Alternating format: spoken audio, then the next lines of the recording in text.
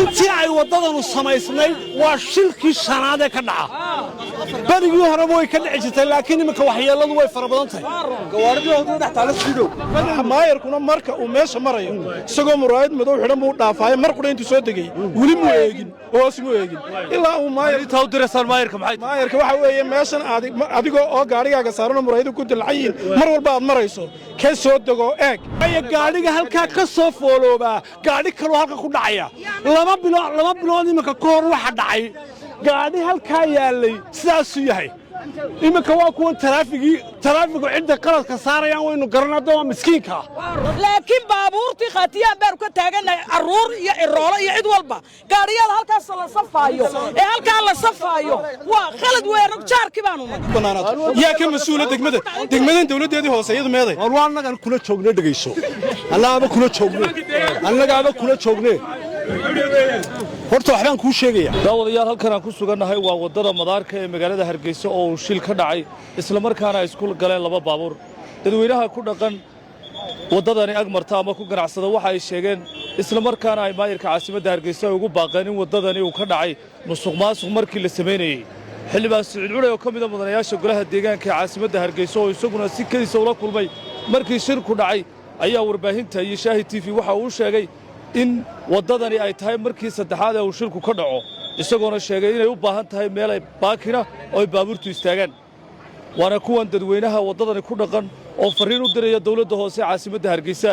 iyo maayirka caasimadda Hargeysa Cabdikariin Axmed Mooge garwalkana soo socday gaarigaas wuu soo foolo halka meelkaas ka soo wardhaga xudhig buu yiri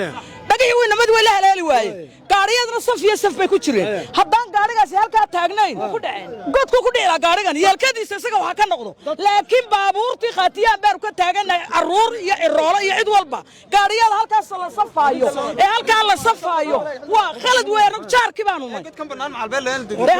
khalad weeye dhaga oo degmooyinka magaalada Hargeysa mid kamid ah ku ooli lahaa inta may qaadateen xildhibaan waxa sababtuna waxa weeye in ay ku taalo deegaankii idinka la idinka soo doortay oo maayirku ka soo jeedo ayuu ku eegayaa dhibaatada inta leeganay ummadda maalmo ku daataan qoladii hore meesha sameeynayayna maydaan gaargaraynin imanka markii dambana ummadda iyo gaadiidka midna umaydaan daryeelin oo tacaanka meesha marka ma aha in qofku ay cid kana la iska dhisayo halkaana maalin walba ay nooca ahaato dadku ku daataan xooluhu ku daataan gaadiid ku daatay dul banaanaad yaa ka mas'uula degmadan dawladeedii hooseeyadu meeday war annagan kula joogna dhageyso annaga kula joogne horta waxbaan kuu sheegaya mas'uuliyaddu cid walba way saarantay مسؤوليته الضراوة كيسارنتي مسؤوليته ضد كشارك عبي سارنتي مسؤوليته حكومة دي سارنتي مسؤوليته الدولة هوسي سارنتي وضد إنه ما أنت تشوقنا ويطلع حمايستي ويطلع حمايستي هرانا وانو كهذلي بقول شير بان كهذلي ديجانكو أنا مركان وضد كهذلي نعيد شيء مودسين هذا مودي إذا جيست ها ما إذا جيست إيه وحبان دي الشيء عيد عن دي الشيء إيه وحبان دي الشيء وضد الصبري هو وحلا نقول وأفرحت halka wadada taale iyo godka wadada taale biyo mareenka in la isa saareehay imikana talay u baahan to talaan isku noqonnaa sidii la idinku oran lahaa aad iyo aad baan uga xumahay dhibaatada inan ka daro walkaana waxa ku yimi waan ka tacsidanay waa maalintii labaad ku yimi intii ay wadadanu samaysnay waa shilkii shanaad ee ka dhaca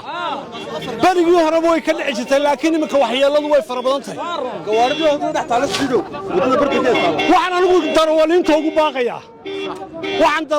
ugu baaqayaa wadada inay gawaadhidooda ka duwaan ay luuqyada geliyaan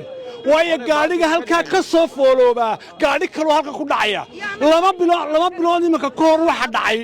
gaadhi halka yaalay sidaas u yahay iminka waa kuwa taraafigu cidda qaladka saarayaan waynu garanaa waa miskiinka in xal la keenaa shacab iyo dawlad hoosaba waa muhiim oo waliba wadadan laga keenaa waana ku mahadsantihiin waxaad tirahdeen halkii la dhigi lahaa waa tan go'aane baarig ka meerada loo diray maxaa loo banin weyn xaq baa u leedin anigu waan kuu sheegayaa waddadaasu way tala xumaysatay wayn jirneer xumaysatay in badanna waannu ka hadalnay qaladkeeda cid waliba way leedahay xukuumaddii gaadhgarayn lahayd way leedahay dawladdii hoose ee la doonaya inay wadataana qaladkeeda way leedahay waddadan in macna loo keeno weeyaan maalin walba in dad ku dhintaan maahe way adiga baa dawladda hoose ka tirsan xildhibaan miyaanad ahayn inaad adigu gaadhsiiso cidday khusayso iminka sanad iyo 9 bilood anigu waddadaasu baan ka hadlayay xataa waan fuudhiyey mitir baan u soo qaatay deegaanka iyagu markii aan waddadan u hagaajinaya waxay moodayeen inaan qof u jeedade qaladna way ahayd danta guudna haddii dhinacyada la iska taagi waa tanoo kale unbaa dhacdaa taanu ka digaynana tan unbaa ahayd hor ma ahayde horta waddadan ciddii waxaad moodaysay qoladii qandaraaska la siiyey mooyaane in cid loo dhisayo iyo cid ka eeganaysaa midna aanay jirin dawladdii dhexana may jirin oo wasaaraddii hawlaha guud may joogin dawladdii hoosena may joogin caasimaddana dawladda hoose ka mas-uula fulinna way leeyihiin in cid ay iska xil saartay oo weli eegtay ama biyamareenka qaabka loo sameeyey ama waddada cabirkeedii ahayd cid ay tahay cid gaadhgaraysay ma jirto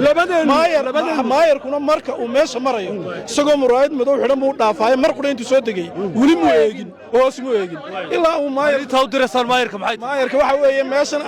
adigoo oo gaadhigaaga saaranoo muraayadu ku dilcayiin mar walba aad marayso ka soo dego eeg oo ummadda sidii wax looga qaban lahaa waa ummaddii ku dooratay ummadda ayay kaa sugaysaa